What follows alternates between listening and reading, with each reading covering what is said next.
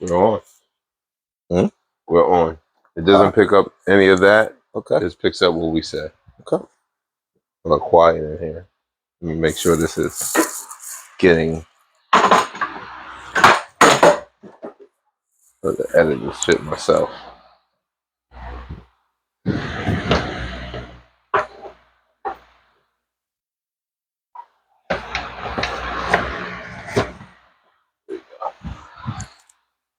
I want it.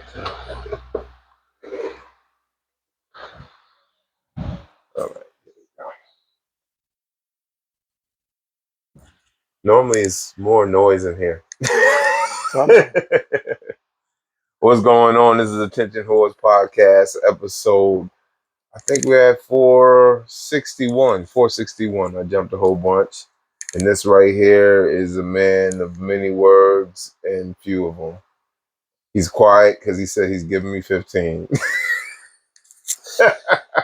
Yeah, gotta roll. Oh my God. All right, so if you're giving me 15, we're just gonna go through this real quick. This is the Godfather. This is my Godfather. Yes, sir. All right, so let's start from the beginning.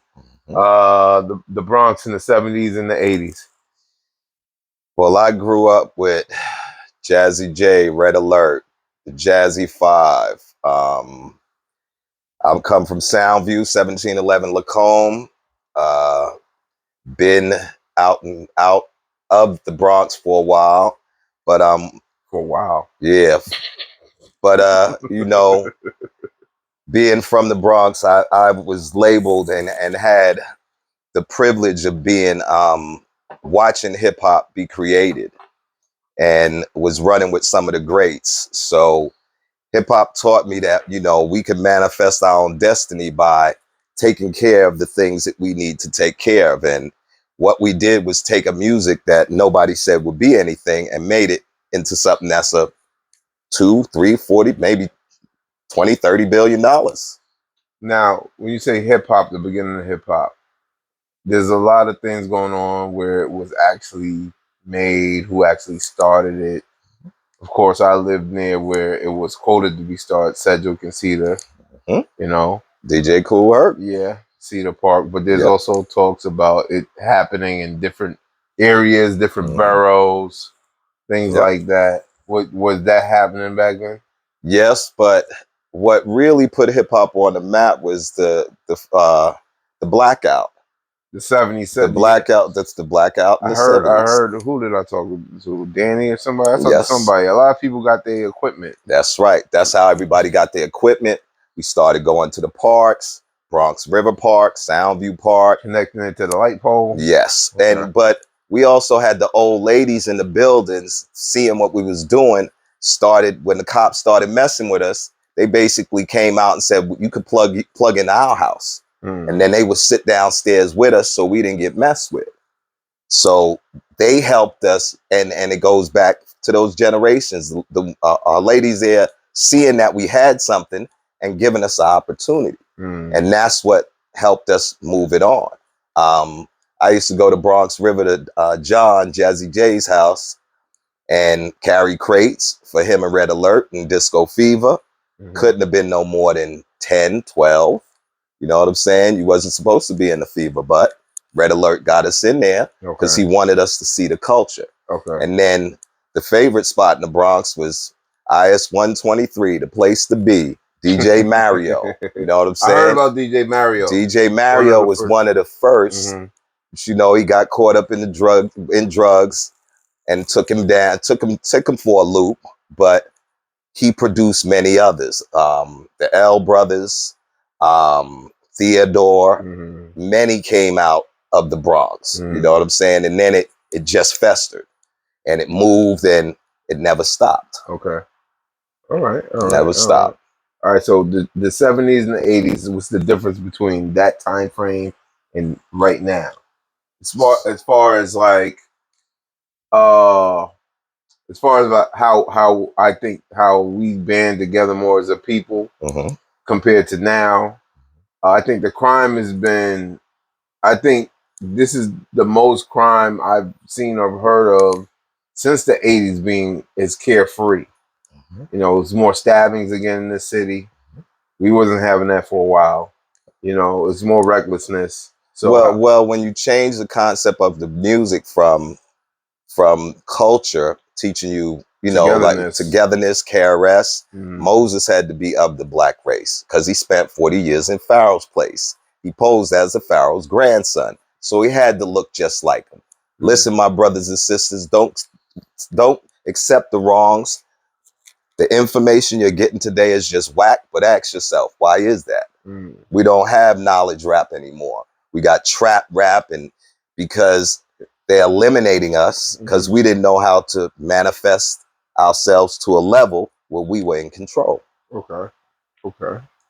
All right. So let's go to family. The right to family. Your man's is right there. Well, oh man. Now this, I've been straight because I'm trying to get as much as I can in whatever time I get with this motherfucker because he's out. But this is my godfather. When I was a baby, he was out here, but when I got older, he was in Cali. The stories I hear from him dealing with my father. Now, last time you were here in this actual room area was the last time me, you, my father was together. You came to my house and because you was like, I want to see my uncle because you had a feeling that time was of the essence. Yes. And he came down here the week before my father went into the hospital. Yep. An actual day he was leaving, my father got sick, or the day before. And he wouldn't go to the hospital until I left. Stubborn ass motherfucker. But yes, and I understand. I'm not really a hospital guy too. Right. But I remember y'all upstairs, y'all was drinking some Jack Daniels and talking. And I wasn't really into that conversation. But I remember you came from Cali with a lot of treats. You know, we got the cannabis thing there. We were briefly talked about. And my father for the last thing he gave me was an old bag of reefer. That turned to dust. It turned to dust. Turned to dust before anything else, man. Well, my Uncle Henry was everything for me. My Uncle Henry used to call me Lord Fauntleroy. How'd you get that name, sir? Because he felt I was an uppity nigga and I knew that I was fly and knew what I was doing. You had the bucket hats on standby. Oh, yeah. You know what I'm saying? And I knew the game. I knew the streets. And he respected me for that. You know what I'm saying? So he always told me that I was blessed. He always told me that God favored me. And I didn't understand how much. But I did understand it when he got sick because my spirit, I couldn't rest my spirit because I knew my uncle wasn't doing well. And if something would have happened to my uncle before I got here, I would have never been able to forgive myself. So it just, nothing was going to stop me from coming. Yeah. And what was the time before? It was a big time before you seen him. It was. You probably was the last time he was out here, or last time he was out in Cali. 16, was 90. Last time I seen him was 97. Yeah, 97. When we went to Cali. Yeah, yeah. That was the last time. Yes, yes. Woo, shit. So it was imperative that I made it here because my uncle taught me who I was as a black man. Taught me I was strong, that I had a lot of talents, and I needed to enhance those talents. And when it was time for me to move to Cali, I didn't want to go. And my uncle was like, yo, go out there, check it out. And if you don't like it, you could come back. You know what I'm saying? And I hated it when I went out there. But I stayed for a while, got a job with MTV, and came back. But my uncle was always in my corner. You know what I'm saying? He As never you were doubted running me. the streets. Yes, I was a hustler. I'm a hustler, baby. You know what I'm saying? To the point where you were hustling everybody. I learned how to manifest my own destiny. Okay. And I never had any fear. You know what I'm saying? I did money schemes. I did a lot of things. But after a while, it just didn't feel right. And then I realized I needed to move on. And that's when I went back to California. Met my girl, went out there, had a couple of kids, and changed my life. And it was the best thing that happened to me because So I you found say myself. if you felt like you would have stayed in the tri-state area, I would have been dead or in jail. yeah, that makes sense. Because until you take a black man out of his current environment and shows him what's out What's there, more, you don't have anything to really look forward to. Because at that time, we didn't think we'd make it to 21. We didn't think we would make it to 30. You know, and now I turned 60 and I'm still here. I still have the hip hop culture as my base and God. You know what I'm saying? Follow the 5%ers. Knowledge, wisdom, and understanding is how I live. And if you can't explain it in those three things, then it's bullshit. You know, I came across that in my high school years, where I was with Muslims. Then they became 5%ers, and the universal flag. You know, you're 120.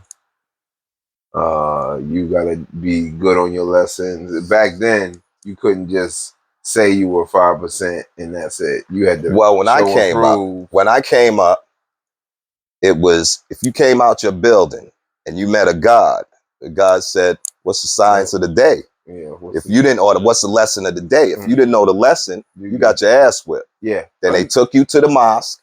You got your lessons, and when you came out the next day, they was waiting for you. Because we have to understand how important knowledge is. Yeah, we got to understand how important knowledge is, and to understand that we are God. God said, "I live in the image of you," and that's what a 5% is. He's God, you know. And without your earth, you're nothing. Because a man needs a strong woman to take that balance. That's the yin and the yang. Yeah, you know what I'm saying. So I took that throughout everything I did. You know, I had family members that were Protestant, this, that, but I never could go to the religion. I only looked for the God. Your aunt went from Muslim to going back to Baptist to turning her kids to Catholics. Well, see, what happens is when you start off so early, your parents give you some things that you're not really into, and then you got to find yourself. But what we don't realize is all these things were created by a man, not a black man. A man that wanted to control us. He wanted to control us. So you got to understand that once you find a God in you, then you don't have any issues, because you simply can understand how to weed through all the bullshit, and then you're able to see what your ability is as a man. You know, and that's what got me where I am, and it helps me. But you also have to understand each one teach one, and family is everything. Always. 100%. All right, so let's run through it real quick. I'm almost got him. Don't worry, he's here. All right, running the streets. We kind of talked about that with the Bronx and shit. You don't have to be specific. California. You said California saved you. Well, for the most part. Well, my mother took me from Soundview to Fresno, California. What a change up. When I got off the plane, it was 114 degrees. No black people. Whiskey. I don't know. Oh, yeah. Yeah. Shout out to Bryce. Bryce be on this make a whiskey shit. Shout out. 101. Yeah. Yeah. But what was I saying? California, your mom. And the heat. There we go. So I got off the plane and get there and see no brothers, nothing. And I was just upset. And they told me, well, you know, they don't live on this side near Fresno State. Did you come there dressed like a New Yorker? Yes. Yes. You know what I'm saying? I was me. What year was this? Early 80s? 87. Wait, let's see. 78. 1978. So y'all left 2 years before I was even born. Yes. I thought y'all left when I was about to be born. We came out in 78. 79. We came out in 78. I graduated in 81, and then I came back. And that's when I worked for MTV. Okay, so when you came back to New York, yes, you was in MTV. Right. I did MTV too. Yeah. And I was with MTV. But that's where MTV first started. Yes. I'm talking. Wait, I had no idea. Yes, sir. How was the beginning of MTV? I was on I was working for MTV before Michael Jackson got on. before any Before, black, before there were no blacks. That's right. And then Mike came. All rock and roll, and most of it was Yes. performance videos. Yes. Because they didn't know what video meant. They didn't know the power they had. Right. They just knew they could kind of just build something around the song. Right. Go ahead. And then Mike came up there. What was it, Billie Jean? What was the first Billie one? Jean, I believe. And, you know, they tried to tell him, well, you could do it this way and that way. And Mike said, no, we're going to do it my way. And once they realized that they had to give that artist a little respect, then that's when we really started filtering in. Okay, but what brought us in was Blondie. Okay, Blondie, Fab Five Freddy, right? The hip hop entanglement. Yes. But Blondie, is she considered punk? Yes, she was punk. But what she did was she saw the talent that Fab Five Freddy had, and she said, "I know they're not going to let you in the club, but if I tell them I'm not going to perform without you, we gonna get you in. And once we get you in, then you got your foot in the door. You could, yes. And we had places like the Paradise Garage, the Loft in the Village, where it was everybody, gays, black, white, Puerto Rican, and there wasn't that's also in the '80s where it has that people all look mixed together because it had that Prince. What was it? It's strong. What was the term? Well, it was because. It was like it was a term for it that people would dress up, kind of like mix, like could be a man, could not be a man. People started experimenting with a lot of things because of the drugs that were out. So the bud, the bud, the dope, yes, the dope and the cocaine, sniffing cocaine, smoking cocaine. That was a big thing. Freebasing, right? First, but what happened was they would go to the club and dance all night. So you didn't see a white boy. You just seen another person like you trying to enjoy. Because we all fucked up. Right. Okay. And then we realized the commonality we had. Okay. And then we started sharing. Keep going. We started sharing our music. When we got to a venue and we could get in, white boys were allowing us to come in. They were bringing our music in and took it to another level. Go ahead. So it transformed. And once MTV started getting more black videos, then we saw ways of being produced and had, then Bambaataa could be a producer. And everybody started seeing where they could get their money. Okay. And at that time, when I left and went to California, my favorite artist was KRS-One. Okay. For the simple reason that the teacher always gave you knowledge. Can I just clear one thing up, because I brung that up earlier? As far as we're concerned with the history of hip hop, it did not start specifically in the South Bronx. It was the West Bronx. Well, Cedric Avenue, Kool Herc. It's the West Side. Kool Herc started it. The best side, but it was all over. You know what I'm saying? So no, that's what I'm saying. There was talks about it being all over, but what solidified Cedric Avenue was the start. Kool Herc, that was the start of hip hop, and then it branched out. Well, a lot of people said they were doing it at the same time. Well, what made Kool Herc and Cedric and Caesar above all? That's the question. Because they went to the streets. Everything was from the streets. I thought everybody else was doing the same thing, though. No. Again, before this time, you're what, 13, 14, 15? Shit. I was like 11, 12. You was like 11, 12. Yeah, okay. Yeah. When it's 73. Okay. And then once 75, 76 and the blackout came, that's when they got the equipment. That's when the group started. That's when the music started popping up everywhere. It wasn't until that blackout. You understand what I'm saying? That blackout, then everybody got they turntables, they speakers, because everybody got robbed. There was a spot in the Bronx. Everybody got robbed. There was a place, Sneaker King. Everybody got robbed. That we went to and got all our sneakers. Jew Man, that was on Southern Boulevard. Jew Man everybody got. You know what I'm saying? So you had a situation where now everybody's got the equipment, to put out the music that they always were thinking of in their head. Mm-hmm.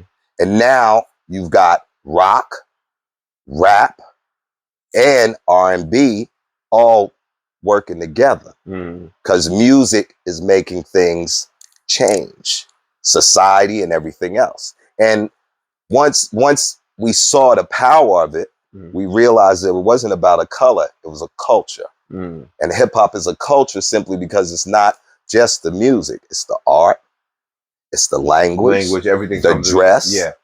All of these things make up hip hop. And once I left and went to Cali, I couldn't be from Cali. When they said, "Where you from?"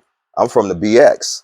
You know what I'm saying? Y'all ain't shit. You know what I'm saying? You know, and you, no matter what you do, you can't fuck with me. So what when you was in Cali, was there some static, or you was good, or you had I family? had static. Okay. When I first went to school, we went to school and they told them, because of the school I went to, I only had like 2-3 classes. So I would have been out of school at like 10 o'clock, 11 o'clock. My mom's went to register me. She said, "You know what? If you let my son out at 10, 11 o'clock, he gonna have everybody around here selling dope. He gonna have hoes around here. I need him in school for 7 periods. Because if not, he gonna take over." So they gave me 7 periods, but didn't stop me from taking over. Met a girl that had some weed, and she grew it in the field with grapes. And her man was like, I don't want to deal with the weed. If you take the weed, you could have it. And it was some prime OG bud. And I was selling Ace for $90. See, that's like when you can sell them for like that. But I got it for free. So it's all profit. Yes. And then once I started moving with her, then I started moving back and forth to New York. Had a couple of partners, you know, UPS, a couple of different situations, and we worked it. And so I was one of the first to bring Cali weed to New York in the 80s. Well, what was the weed here before? It was dirt, chunky black. Chunky black had seeds. What was it called? That's what it was called, chunky black. You smoking the chunky black? Yes, or you had with seeds in it. Yeah, the Jamaicans were bringing a lot of weed from Jamaica. They get a barrel. The chunky black? They'd get a barrel for $10. What's up with Jamaica not having good? I'm going to Jamaica next week. Well, what's up with Jamaica? They don't. It's not that they don't have good weed. They've got natural weed with seeds. And California perfected weed without seeds. Okay, that's what that's where the quality rose. But is the Cali, is they hitting it with different chemicals? No, different? It was grown natural. So the bud in Jamaica should be the same, just with the seeds, right? No, but they don't feed it. They don't give it food. It's just naturally grown. That's it, right? And the seeds are usually, the male seeds and the female seeds are separated. You know what I'm saying? And that's when it grows without seeds. So it's changed the game. You know what I'm saying? And then once things opened up, it was still, you know, difficult to move. But if you had the right connections, you could do that. So off that, then the cannabis business, especially cannabis business that you're dealing with, and you're also dealing with a hip hop pioneer known as Planet Asia. Shout out to Planet Asia. And what's going on with that right now? I haven't been back for a while. You know, my daughter got some health issues. But I've known Asia since he was 16, 17. I was Asia's counselor. And the thing that kept me in Fresno was his energy. You know, Asia is a god. He's taken what he's learned and he's manifested it into a business. And he's never forgot where he came from. And he wasn't West Coast, East Coast. He was an artist. And he's taken that and stayed relevant for almost 35 years. Yeah. And all because it wasn't a love of a dollar. It was a love of a culture.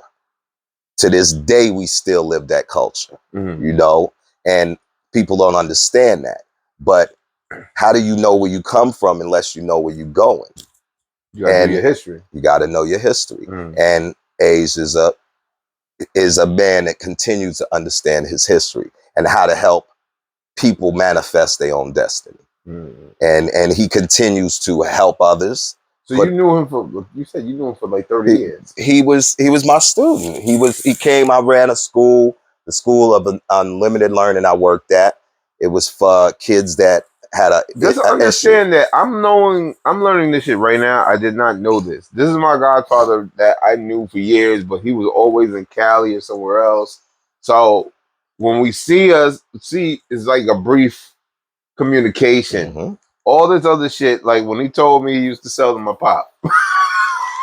Well, yo, you know what when your pops found out that I was slinging, powder, doing shit, he was like, man, how you not gonna tell me when every Friday I be getting like an ounce or two and spending money? And I was like, but out of respect, I couldn't do that. He was like, fuck the respect, man. What you got? You know what I'm saying? So after that, me and my uncle was so tight that when I left from working with the MTV, went back out to Cali, my uncle told me, if you really don't want to go out there, go back out there, you could come back here.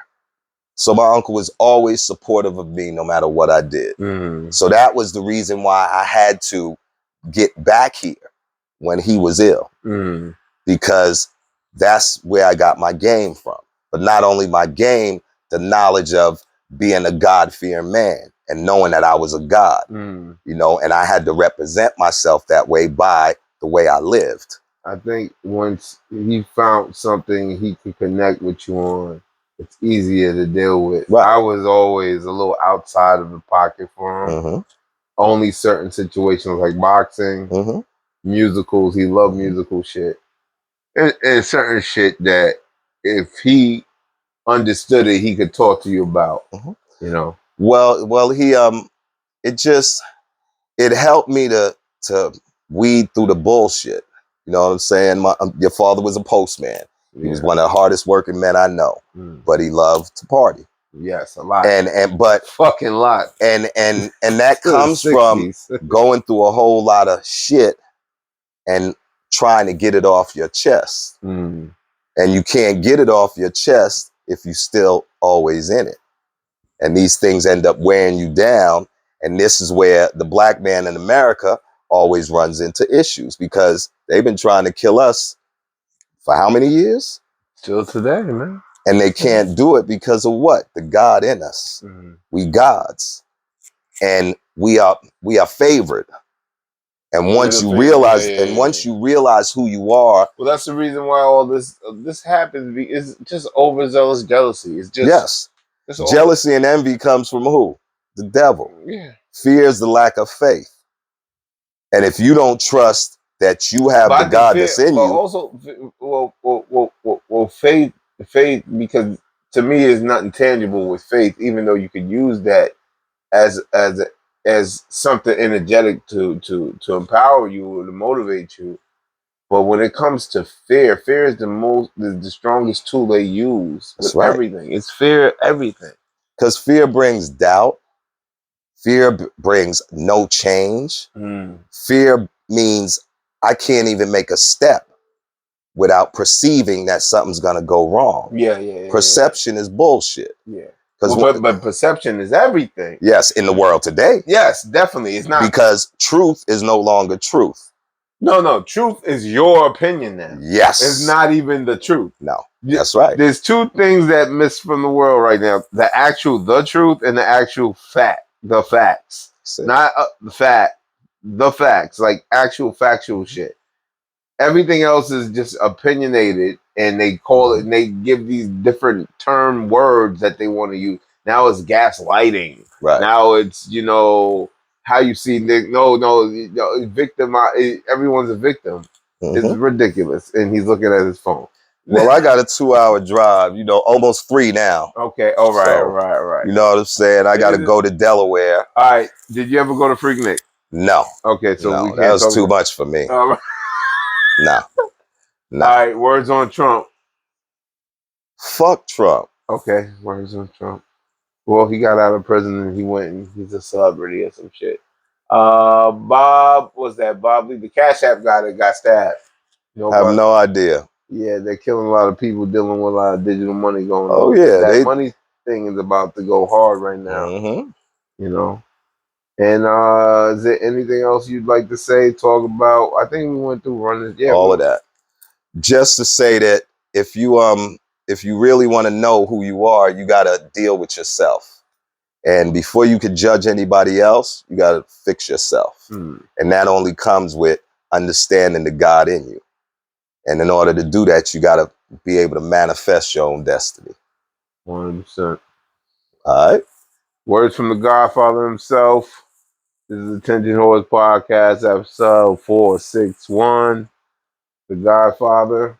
This is my Godfather. Peace to the God. Peace. You know Peace to what I the mean? gods. That's how we ended it. Next time I see your ass, I'll be on the beach. Lord of There it mercy. is. Yes, sir. Lord of mercy. Okay.